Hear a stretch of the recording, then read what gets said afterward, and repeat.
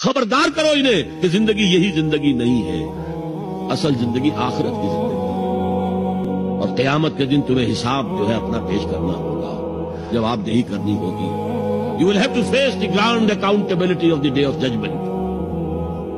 یہ انذار سے بات شروع کرو. وَرَبَّكَ فَكَبِّرْ، اور جو ہدف ہے مقصود کیا، اللہ کو بڑا کرو، یعنی اس کی بڑائی نافذ کرو. پارلیمنٹ میں بھی اس کا حرف آخری ہو، لِتَكُونَ كَلِمَةُ اللَّهِ هِيَ الْعُلْيَا، تاکہ اللہ کا کلمہ سب سے اونچا ہو.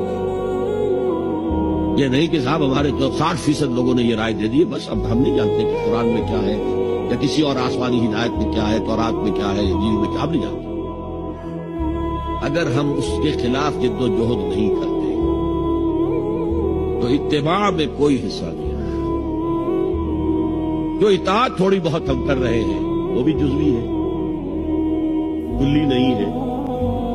اسی لیے دنیا کی رسوائی وہ تو ہمارے ماتھے پر لکھی ہو. ضربت علیہم الذلۃ والمسکنۃ وباؤوا بغضب من اللہ. آج ہمارا حال یہ ہے.